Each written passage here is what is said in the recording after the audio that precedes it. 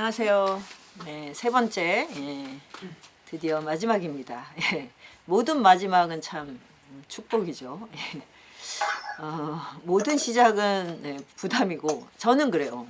근데 시작을 좋아하고 마무리를 좀 재미없어 하는 분들도 있을 텐데 저는 시작할 때 항상 좀 이렇게 스트레스를 많이 받고 끝날 때 아주 그냥 날아오를 듯이 기쁜 그런 리듬을 늘 내재하고 있는 것 같아요.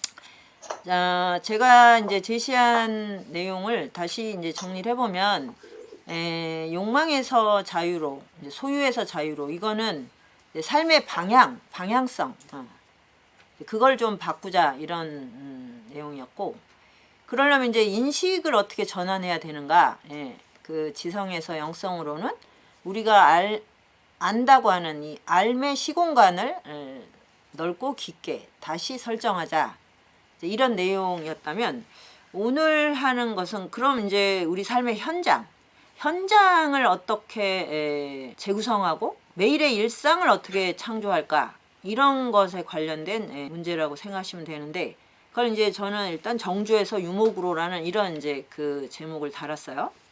왜 이렇게 했냐면, 우리는 그 개인으로 살지만 이렇게 이제 항상 이제 집단 안에서 사람들하고 하여튼 이런저런 방식으로 연결이 돼야 살잖아요.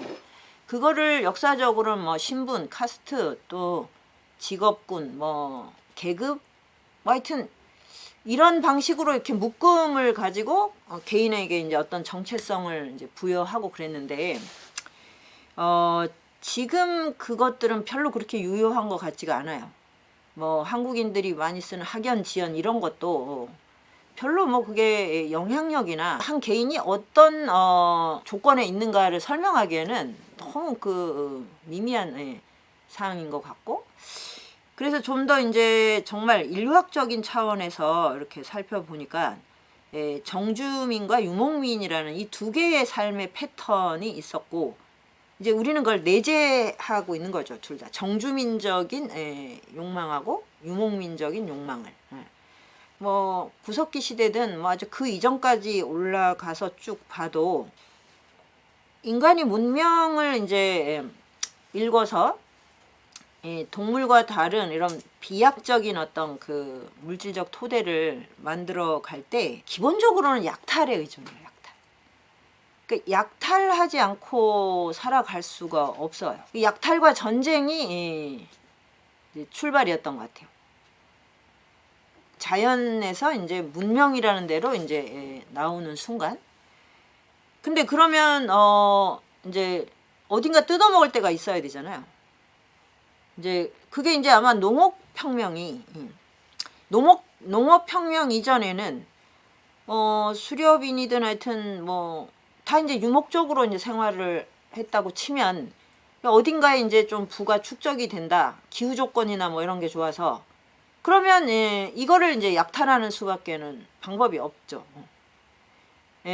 그런데 이제 농업혁명 이후에는 농업이 엄청난 부의 축적을 이루고 인구가 이제 폭발을 하고, 이렇게 되면서 유목민들은 농업으로 이렇게 국가를 이룬 이 정주민들을 약탈할 수밖에 없었어요.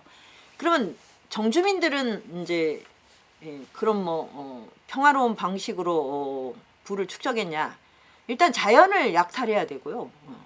땅을 엄청, 우리가 땅을 부쳐먹는다고 말하잖아요. 땅의 직이 땅을 이제 자연을 뜯어먹는 거고, 그 다음에 그 부가 늘어나면 이 정주민 안에서는 이 계급이 나눠져요. 신분이, 격차. 우리가 지금 이렇게 말하는 격차가 정주민의 제국이 형성되는 순간부터 시작된 거예요. 그러니까 이렇게 부가 늘어나면 적당히 서로 이렇게 도우면서 살 것 같은데 절대 그렇지 않았다는 거예요. 그래서 이제 제국의 정주민은 자기 그 국가 안에 있는 그 농민 또는 육체 노동을 하는 이런 사람들을 약탈하면서 부를 축적을 한 거고, 그래서 그걸 바탕으로 더 이제 문명을 발전시켜서 제국의 부가 늘어나면 유목민은 그거를 이제 다시 약탈하는 수밖에 없었던 거죠. 그래서 이제 우리가 몽골이 세계를 휩쓸고 이러면 막 엄청난 파괴 막 이래가지고 뭐 오랑캐들의 잔인 야만 이러는데, 그 말이 조금 좀 손발이 오글거리는 게, 제국 안에서 이 계속 영토 병합을 하면서 이 이제 그 병합된 종족이나 부족 국가에 대한 약탈은 어마어마하게 일어났어요. 그러니까 정주민은 일상적인 약탈을 하는 거예요.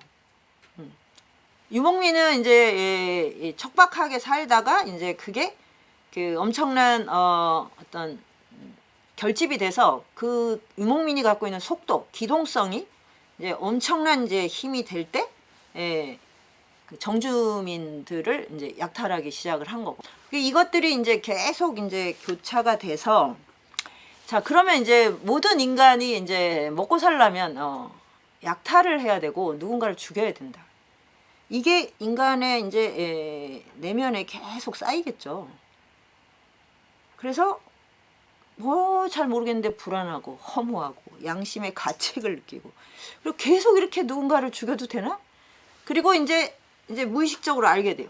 나라고 하는 존재가 누군가의 희생과 어마어마한 폭력의 대가라는 거. 이제 이런 것이 누적누적 돼서 이제 지금 자본주의까지 왔고, 자본주의와 시작이 되면서 그 유목과 그 정주민의 대결은 사실 끝났죠. 이거는 뭐 힘의 균형이 깨져버렸어. 그래서 이제 지금 유목민 그러면 정말 뭐 그냥 어떻게 보면 이제 오지에서 관광의 대상이 돼버렸잖아요. 그런데 이 자본주의 자체가 유목민의 엄청난 기동성과 그 전술 전략 뭐 이런 거를 다 내재하면서 자본이 이제 노마드가 돼버린 거예요. 그래서 디지털 노마드나 특히 디지털 혁명 이후엔 디지털 노마드라는 말이 너무 일반화돼 있고, 그 다음에 자본가들이 더 이제 전 세계 곳곳을 다니면서 약탈하고 새로운 상품을 또 창조해내고, 뭐 하여튼 이런 아주 정말 그 유연하게 약탈과 폭력을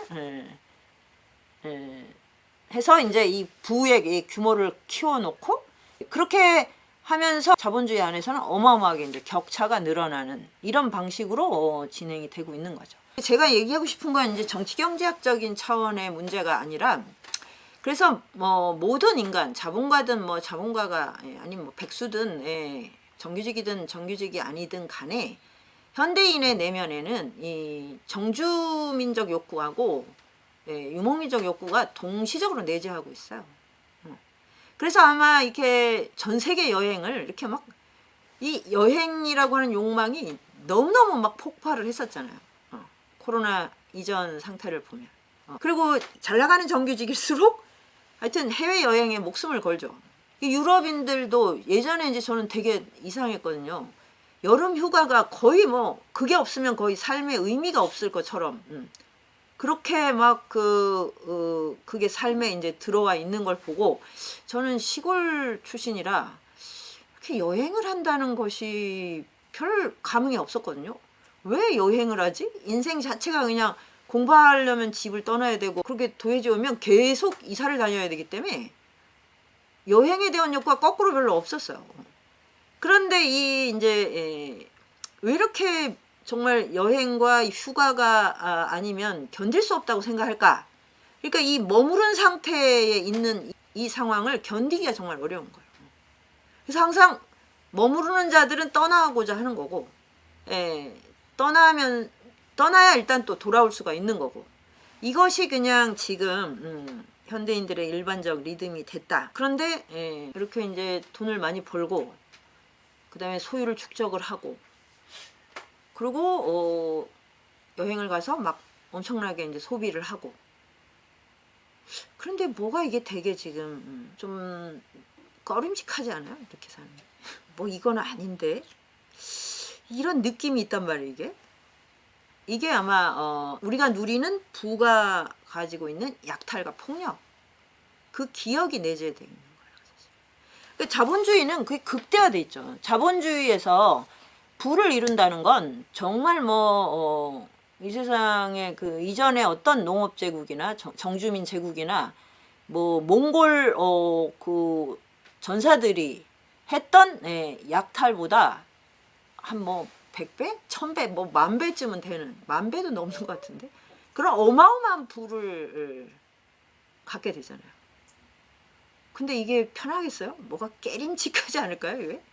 이 부에 얼마나 많은 희생과 폭력이 묻어 있는가. 그게 오징어 게임이 딱 그거죠. 그 450매덕에 어마어마한 피, 목숨이 있잖아요, 목숨. 그러니까 뭐 상품을 팔아서 뭐 대박을 터뜨렸어. 그런데 그 능력이 아무리 뛰어나다고 해도 보통 사람이 월급이 200만 원인데 거기에 막 200억, 2천억을 벌 수는 없는 거예요. 그런 능력의 차이는 인간에게 있을 수가 없어요.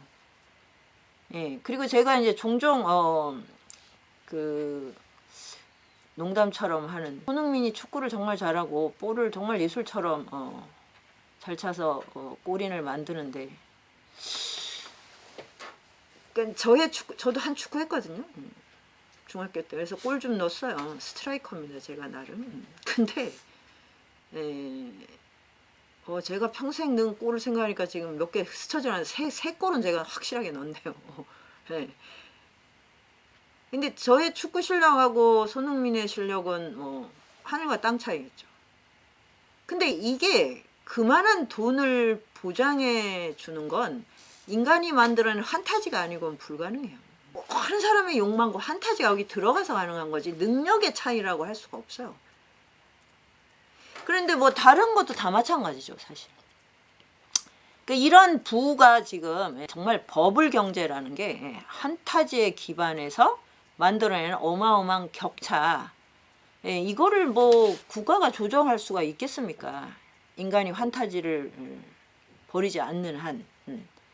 그러니까 그래서 자본주의는 일종의 정주민의 제국인데 가장 많이 이제 세계를 돌아다니고 이제 막 다른 별까지 가겠다고 하는 이런, 그럼에도 불구하고 계속 떠나려고 하잖아요. 계속 확장을 하려고 해. 근데 이 확장이 자기를 증식하는 것이냐 아니면 지금 가지고 있는 거로부터 떠나는 것이냐, 여기에 따라 이제 정주민이냐 노마드가 결정이 되는 거예요, 사실. 근데 자본도 맹렬하게 지금 뭐 확장을 하잖아요. 뭐 우주 전쟁까지 곧 벌일 것 같더라고요. 보니까. 그런 이제 그 이제 일종의 이제 이 제국을 팽창하고자 하는 욕구의 연장선에 있는 거고, 그게 아니라 이 소유로부터, 이 엄청난 희생과 폭력에 기반한 이 소유로부터 벗어나는 새로운 여행, 그런 이제 유목, 이게 이제 이 두 가지가 다 인간에게 있는 것이라면 그게 이제 아주 혼란스럽고 이 정체가 이제 애매하고 모호하다 하더라도, 자 이제 그럼 이 두 가지에 이제 우리가 직면을 해야 되는 거죠. 이 두 가지 욕망에 대해서. 그러면 이제 제가 이제 소유가 아니라 자유를 향해 가야 한다. 그러면 정주민이 돼서는 안 되는 거예요. 유목을 해야 돼요. 유목적 존재가 돼야 돼요. 지성에서 영성을 탕구한다. 인식의 전환을 한다는 건, 영성의 핵심은 모든 그런 그 자아의 확장이라는 것으로부터 벗어나는 사유가 영성이잖아요. 그러니까 이것도 역시 떠남의 문제거든요. 자, 그러면 그렇게 얘기하면 이제 대강의 방향은 알겠는데, 그 구체적으로 그럼 뭘 어떻게 살아야 되냐, 이런 문제, 그런 얘기를 이제 오늘 좀 마무리 삼아 하려고 하는데, 디지털 혁명이라는 건 일단 이제 우리가 이 정주민으로 살아가게 만드는 조건을 해체했잖아요. 그러니까 노동을 자꾸 지금 벗어나잖아요. 지금 주 4일째 이제 주장하고 있던데, 이제 뭐 그러다가 이제 보면 그냥 노동 자체가 그냥 내가 조율하는 어떤 활동이 되겠죠. 그냥 내가 하고 싶을 때 하고, 뭐 주 4일이고 뭐고 이걸 떠나서 탈노동화의 방향으로 가요. 그리고 가족은 점점 지금 사라지고 있잖아요. 그 20세기에 우리가 꼼짝없이 묶였던 거, 정주민으로 살 수밖에 없었던 아주 중요한 그 기준이 직업하고 가족이었는데, 이 두 개가 지금 이거 확실하게 이거는 해체되지 않았나요? 그리고 뭐 하나가 이제 학교인데, 학교는 이제 뭐 내년부터 해서 이제 대학에 또 급속한 이제 해체가 일어나지 않을까. 우리가 그 대충 이제 예감이 오고 있지 않습니까? 그러면 우리는 사실 이미 이제 그 정주민으로 살아야 할 이유가 없어졌어요. 그러면 이제 새로운 정말 21세기적인 새로운 노마드 유목민으로 살아가야 되는데 이것이 단순히 그냥 정주민으로 살고 그러면 소유를 증식해야 되고 자아를 확대해야 되고 그런 데서 오는 막 근본적인 어떤 그 막 죄의식 뭐 이런 거 그 불안 허무 이런 거만이 아니고 그걸 벗어나기 위해서는 그래 떠나야 돼 이런 차원이 아니고 또 다른 팬데믹을 막기 위한 자연과의 공존이나 기후재난을 극복한다 이런 문제는 정주민으로 살아가는 한 불가능하죠. 그러니까 내가 집을 중심으로 살아가게 되면 기후재난을 어떻게 막을 수가 있어요? 집이 더 커야 되고 그 다음에 상품을 더 많이 소비해야 되고 쓰레기를 양산해야 되고 그러면서 내 감각은 더 비대해져서 육식을 벗어날 수 없을 거고 지금 고기가 없이는 한 끼도 먹을 수 없다 이런 분들이 많아지고 있거든요. 진짜 평범한 사람들 고기 없이 어떻게 밥을 먹어요 이렇게. 그러니까 아주 불과 한 10년 사이에 그 거의 전 국민의 입맛이 바뀌어버린 것 같아요. 그러면은 그 아주 잔혹한 목축사 육식 산업을 어떻게 극복을 하지? 그 수요에 공급을 돼야 되는데 그런데 어떻게 지구 뭐 이산화탄소 문제 이런 걸 해결합니까? 그러니까 이게 다 맞물려 있는 거예요. 내가 막 굉장히 뭐 한강뷰가 보이는 좋은 아파트에 살면서 비건이야.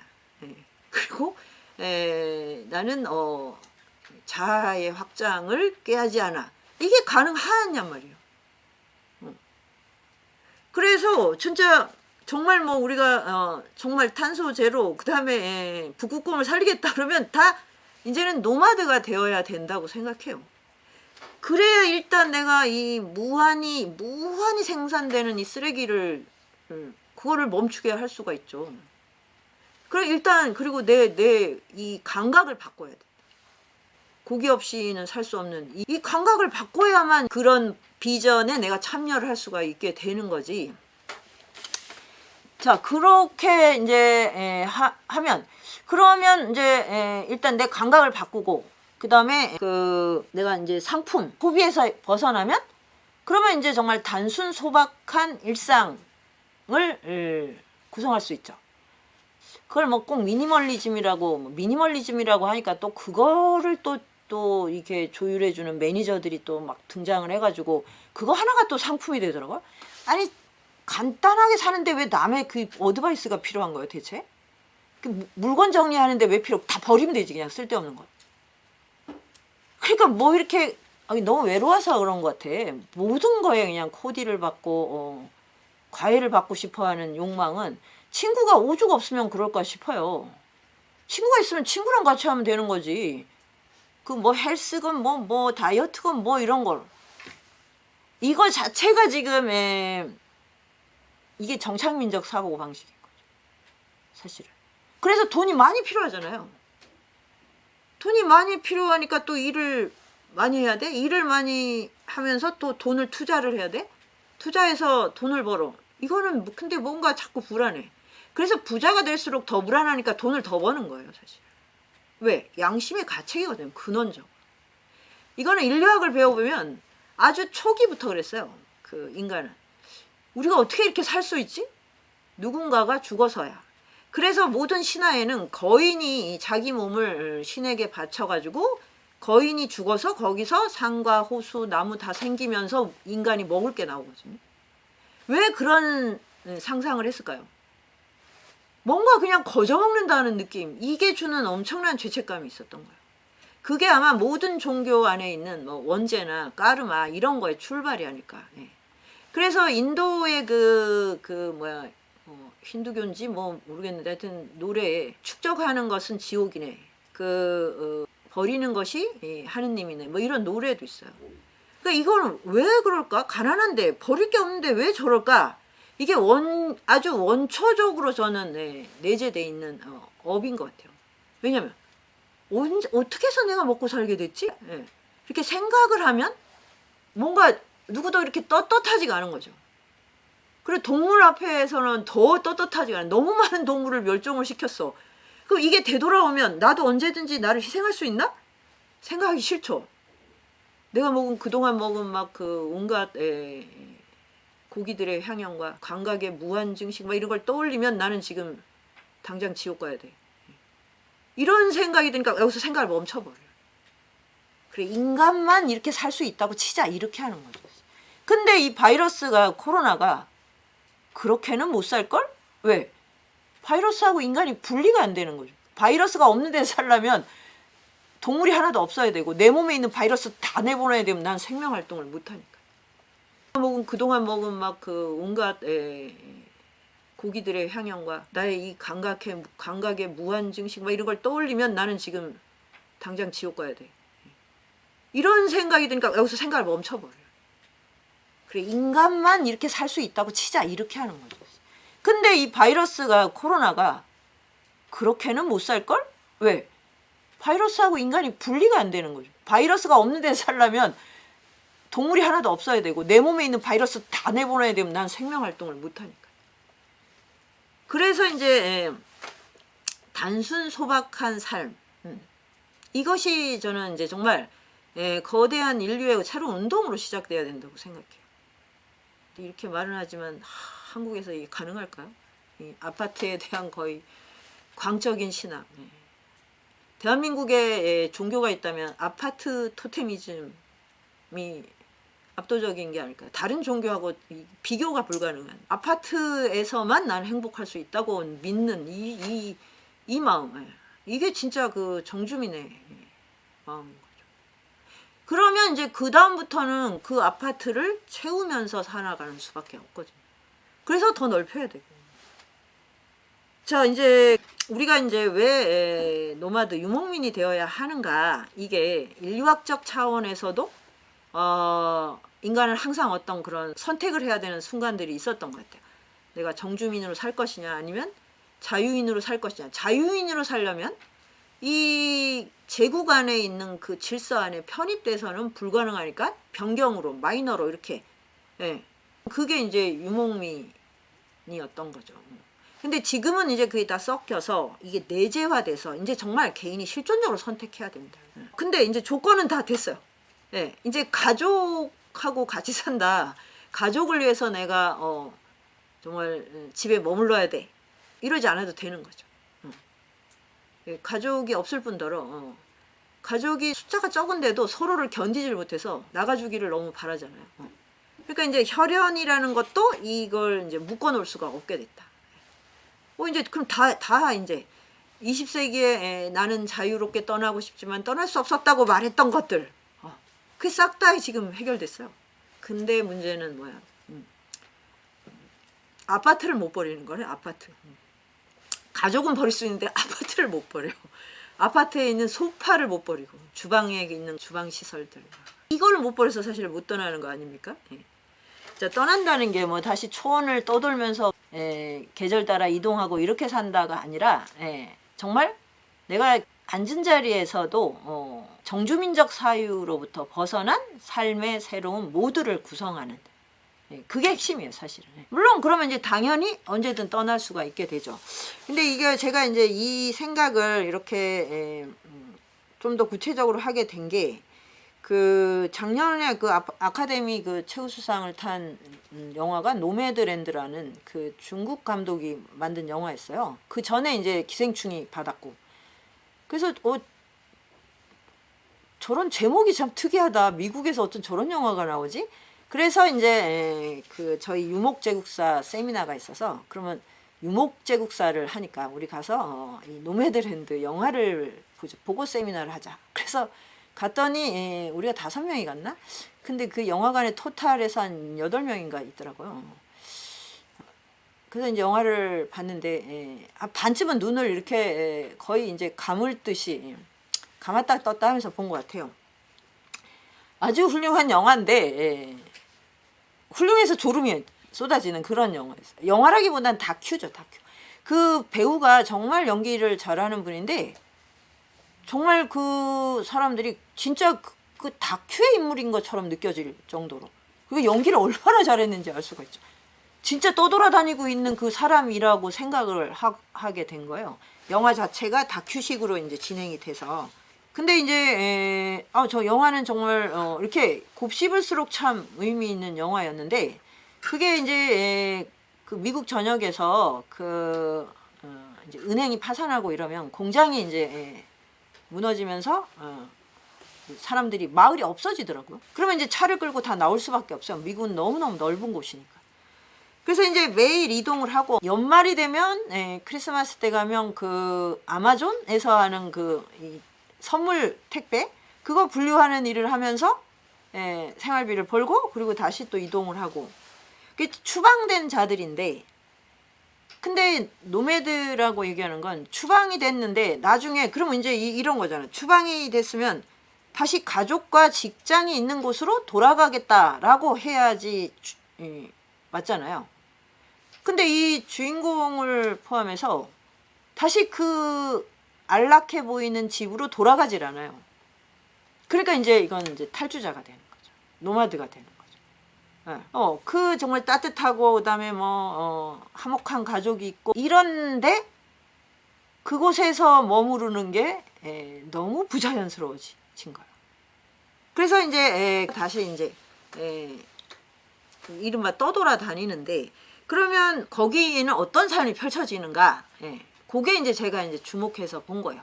이게 아마 이제 이전에 노마드 유목민들이 제국에 편입되지 않고 초원을 이동하면서 살았던 이유이기도 할 텐데, 매일 움직인다, 이 사실이 되게 중요해요. 근데 미국은 정말 땅이 넓잖아요. 정말 뭐 그 트래픽 없이 자유롭게 진짜 운전을 할 수 있는 곳이 있다는, 그걸 볼 때도 속이 굉장히 시원하다고 해야 되나? 왜냐면 정주민도 고속도로에서 마음껏 질주하고 싶은 게 꿈이잖아요. 다 그거 하려고 막 1년을 참고 있는 거 아니에요? 이 사람들 매일 그런 곳을 정체되지 않은 길을 막 자유롭게 이동을 해요. 그리고 차 안에서 이제 뭐 거의 모든 걸 해결하는데, 어느 지점에 가면 그렇게 노마드가 된 사람들이 모이는 데가 있어요. 그럼 거기에 가면 이제 정말 파티가 열리는 거예요. 그리고 우리 가미당 남산강학원 여기를 봐도 알겠지만, 사람이 모이면 먹을 게 있어요. 참 신기한 법칙이에요. 아무리 가난한 사람들이라도 모여 있으면 먹을 게 생겨요. 정말 신기해요. 우리 깨봉에도 진짜 기근이 없지 않습니까? 그리고 기근 정도가 아니라 뭐 이거는 혼자서 살면 절대 먹을 수 없는 사시사철 과일을 먹는다는 게 저는 처음에 참 신기했거든요. 뭐 혼자 살 때 그렇게 과일을 챙겨 먹나요, 누가? 제철 과일이 뭐야? 그것도 잘 모르고 지나갈 텐데 끝도 없이 그런 게 들어오는 거예요. 여기도 똑같아요. 그러니까 이제 파티, 아주 소박하지만 그냥 파티가 열리고, 근데 그 낯선 사람들이 너무 자연스럽게 이야기를 해요. 자, 이게 되게 중요한 거야. 우리가 낯선 사람하고 그렇게 얘기를, 속내를 털어놓지 않죠. 근데 왜 이 노마드들은 그게 가능할까요? 소유와 증식이 목적이 아니기 때문에 가능한 거예요. 왜 정주민은 대화할 수 없는가? 목적이 소유이기 때문에 그래요. 그래서 가족끼리도 그 대화 외에는 별로 할 게 없는 거예요. 제가 어제 어떤 중강의를 했는데, 거기 연세가 좀 많으신 남성분이 마지막에 질문을 했는데, 자식들한테 돈을 어떻게 나눠줘야 되는지 그걸 좀 알려달라고. 너무 힘드신 거죠. 그러니까 돈이 없어서 힘든 게 아니라, 돈이 있는데 이걸 도대체 어떻게 해줘야 이게 제일 제대로 돈을 쓴 건지, 이게 왜 줘도 이 소유욕은 멈추질 않으니까요. 그러니까 유산을 하나도 남기지 않는 게 부모로서는 자식을 위한 큰 배려예요. 유산이 나오면 자식들끼리 싸우거나 아니면 뭐 혼자니까 뭐 그걸 다 갖는다고 해도, 그럼 그 순간 약탈자가 되는 거잖아요. 내가 지금 정당하게 번 돈이 아니잖아요. 그러니까 이 도시는 정말 약탈자들이 많은 거죠. 그 유산을 막 무지막지하게 지금 막 증여를 하고. 그런데 어떻게 행복해지겠어요? 그렇게 번 돈이 그 사람을 행복하게 한 케이스가 없습니다. 그런데 그러니까 가족이 그러면 점점 대화를 못해요. 그래서 돈 문제는 더 투명하게 못해요. 그리고 자식도 취직을 못하거나 이러면 부모하고 대화를 못하잖아요. 점점 못하잖아요. 마음을 닫아버리고 내가 이제 그냥 뭔가 그럴듯한 게 된 다음에 얘기하겠어 이렇게 해버리거든요. 그래서 이제 주민들은 큰 아파트랑 인테리어는 남는데 대화법을 잃어버리는 거예요. 근데 이 노마드들은 다 잃어버렸잖아요. 그러니까 그런 사람들이 모이니까 그냥 자기 얘기를 뭐 거침없이 그 아들을 잃게 된 거, 평소에 이런 얘기 주고받으려면 진짜 10년을 사귀어도 힘든 얘기들을 너무 편안하게 얘기를 주고받아요. 그러면 그거 자체가 삶의 생기 같은 걸 주거든요. 그런 얘기를 주고받는 거. 그리고 또 다시 이동을 합니다. 내년에 또 어디서 만나자 이러고. 1년에 한 번 만나도 되게 반가워요. 이거는 저도 경험했는데 일본하고 그 중국에 지난 한 10년 동안 매년 한두 번 만나는 친구가 생겼는데 코로나 때문에 2년을 못 만났죠. 근데 1년에 한 번, 두 번, 뭐 또 여기 방학 때 만나면 서너 번인데 세상에 그렇게 정이 들 수가 없어요. 그렇게 가깝다고 느낄 수가 없어요. 그러니까 이게 그 자주 만나고 뭐 맛집 순례하고 이런다고 정드는 게 아니에요. 그러니까 그렇게 또 이제 헤어지는데 그럼 되게 고독할 거라는 생각이 들잖아요. 이게 또 포인트예요. 주로 이제 혼자서 이동을 하니까. 근데 미국이라는 곳이 제가 진짜 예전에 갔을 때도 놀란 게 여기는 세계 문명의 대국이 아니라 대자연의 경의를 품고 있는 곳이에요. 정말 거기가 인디언이 살았던 곳이라는 거예요. 그러니까 이 영화에서도 그 이제 이 주인공이 이동하면서 그 막 나이아가라 폭포나 뭐 그랜드 캐년, 뭐 옐로우스톤 막 이런 데 있잖아요. 그런 데를 가는 거죠. 정주민일 때는 평생 한번 갈까 말까 결심을 하고도 수도 없이 결심을 해도 간신히 갈까 말까 한 데를 너무 자연스럽게 가는. 거기에서 막 만나는 이 자연과의 이 교감이 그게 막 전달이 되더라고요. 그러니까 고독하지 않은 거죠. 고독은 언제 느끼는 거냐면 마음이 안 맞는 사람하고 있을 때 고독한 거예요. 그래서 여러분이 가족하고 있을 때 가장 고독하실 거예요. 마음이 맞는 게 아니라 돈을 맞춰야 되니까. 그런 사람하고 있으면 진짜 쓸쓸합니다. 근데 자연하고 이렇게 교감을 하면, 그러니까 이 삶을 절대 포기해서 다시 지붕 덮인 그 집 안으로 들어가고 싶지 않았던 거죠. 자, 이제 그런 거를 제가 그 영화를 보면서 저게 인간 안에 정말 이 도시에서 평생을 살았던 사람들 마음에도 저런 게 있었구나. 이제 그거를 느꼈는데, 그래서 이제 그럼 우리가 이제 노마드가 된다. 이제 정주민으로 살지 않겠어. 혈연, 직업, 뭐 학연, 그다음에 또 뭐 있어요? 가족, 뭐 이런 단위에서 내가 살지 않겠어. 그 어차피 다 개인이 됐으니까.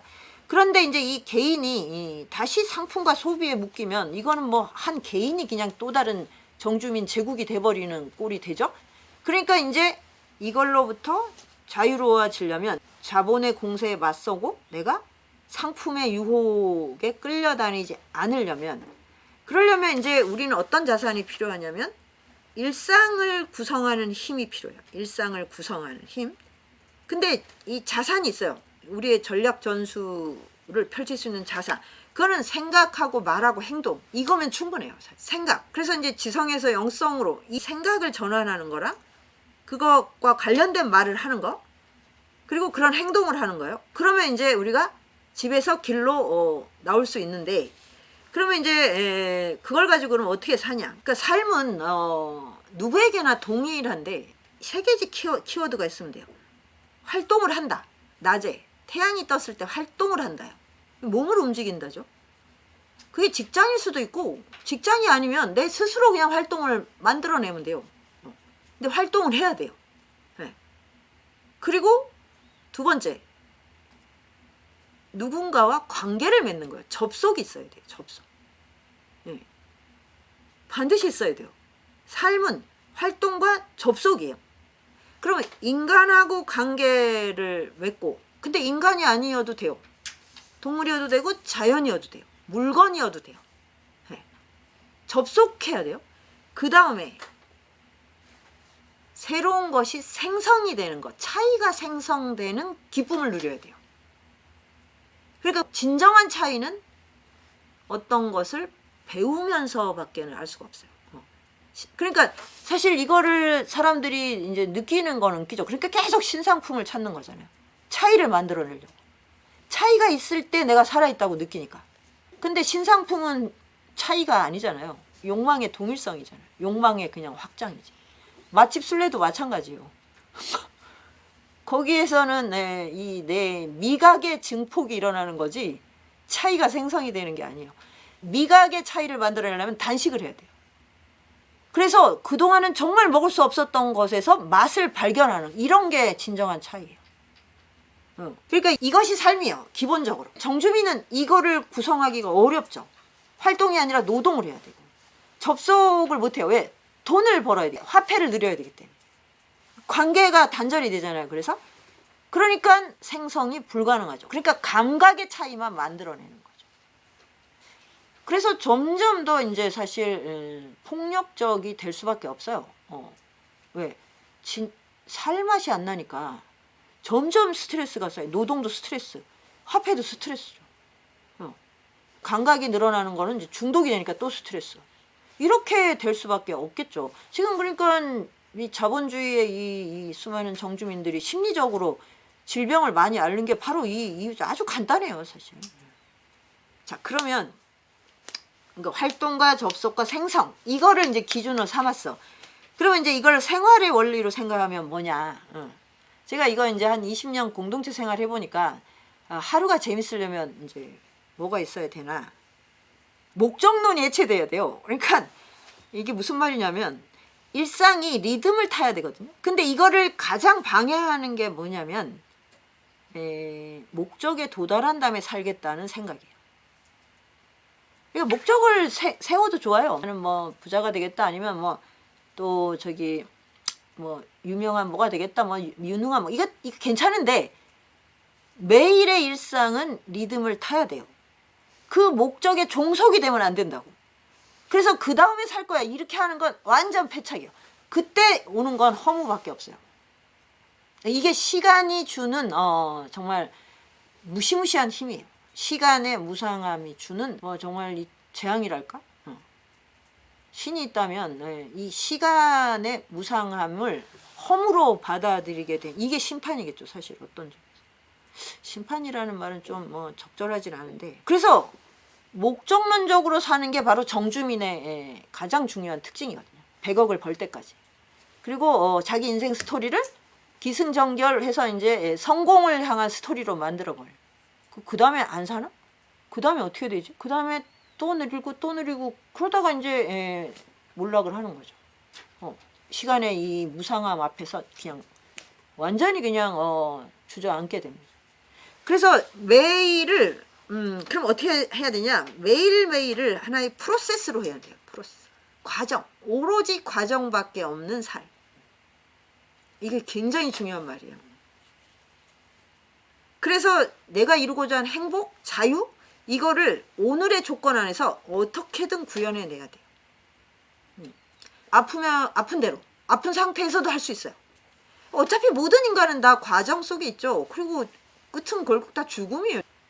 그러니까 아프면 아픈 대로 또는 뭐 내가 감옥에 있으면 감옥에 있는 대로 또는 지금 막 굉장한 번뇌, 연인과의 이별 그 상태인 그대로 그 상태에서 자유와 행복을 향한 액션을 취해야 돼요. 그날. 그러면 이제 더 구체적으로 가면 뭐냐? 그 오늘 한 끼를 어떻게 먹을까? 이걸 생각해야 된다고. 실현당해서 막 죽을 것 같아. 그래서 안 사는 건 아니잖아요. 살아야 되잖아. 그럼 뭐야? 한 끼를 어떻게 먹을 거야 결국. 근데 그냥 그때부터 그냥 소주를 그냥 원샷을 해버리고 이것도 이제 선택인데 그럼 뭐야?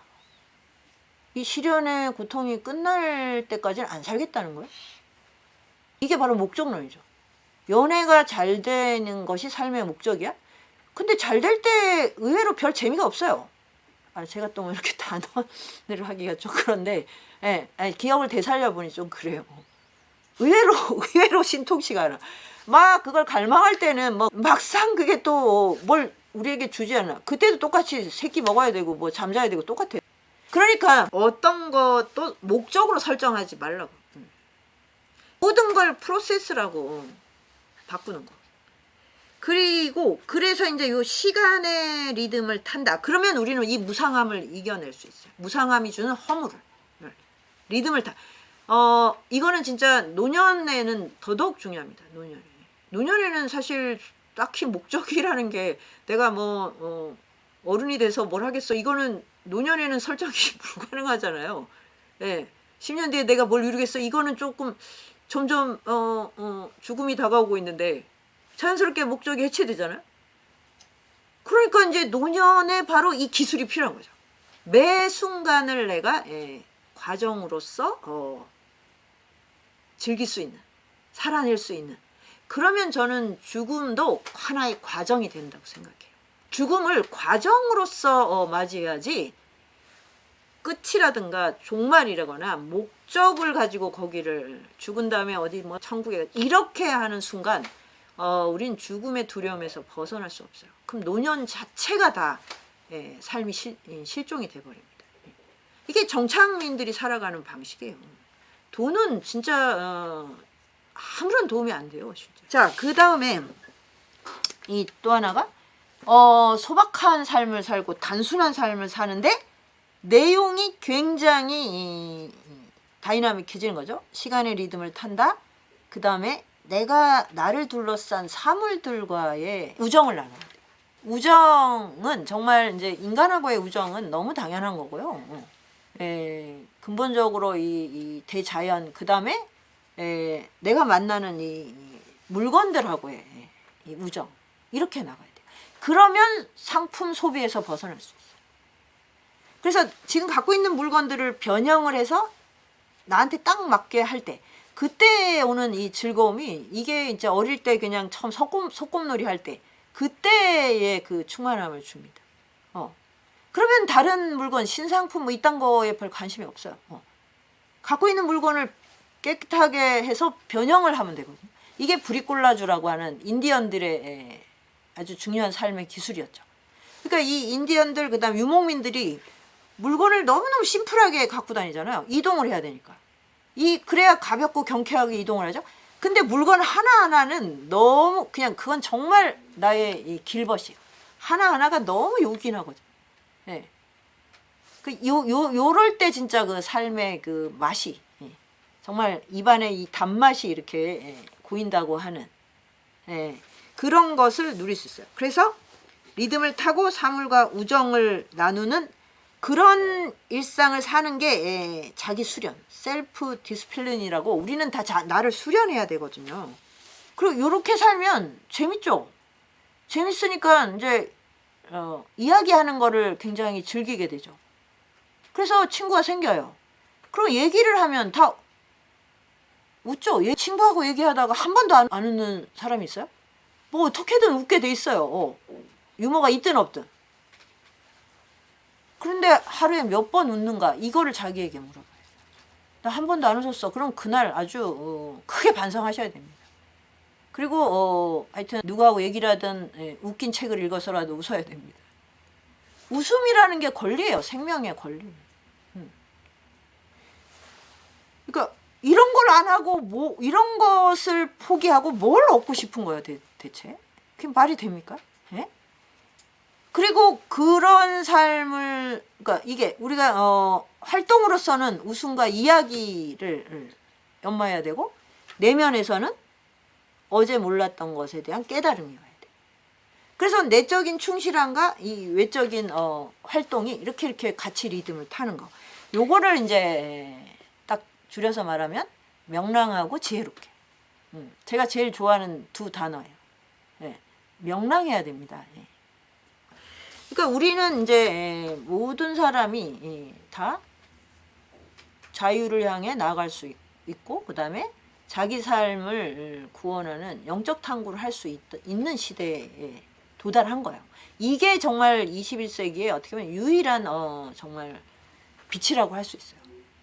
나머지는 뭐가 발전을 해서 인간이 더 훌륭하고 존엄하게 살 것 같은 그 확신을 주는 게 별로 없어요. 전 기술의 개발이 또 다른 탐욕으로 이어지겠지 이런 느낌을 주거든요. 자, 그래서 명랑하고 지혜롭게 사는 거. 그게 이제 유목민의 아주 중요한 핵심적 미션입니다. 그리고 그렇게 살아야 지구를 지킬 수 있어요. 그렇게 살아야. 그러면 이제 우리가 이 어마어마한 상품, 쓰레기, 그 다음에 이산화탄소의 배출 이런 걸로부터 벗어나는 길이 열리겠죠. 다른 방법이 있습니까? 솔직히 말하면. 그래서 이제 우리는 정말 이제 정주민이 될 것인가, 아니면 정말 이제 노마드가 될 것인가, 이런 선택지의 기로에 서 있다. 정말 이거는 너무나 명백하게 느껴져요.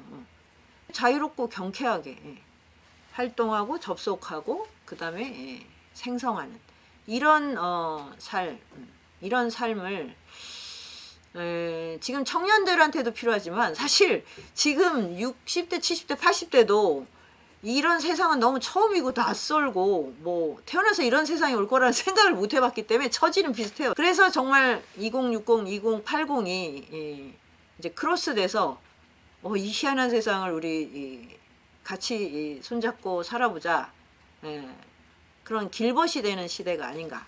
길벗이 되려면 길에 나와야 되죠. 길 위에서 살아간다는 이 사유, 이것이 아주 절실한 때가 아닌가 그런 생각이 듭니다. 오, 시간이 많이 됐네요. 제 이상으로 저의 마지막 강의는 마치겠습니다.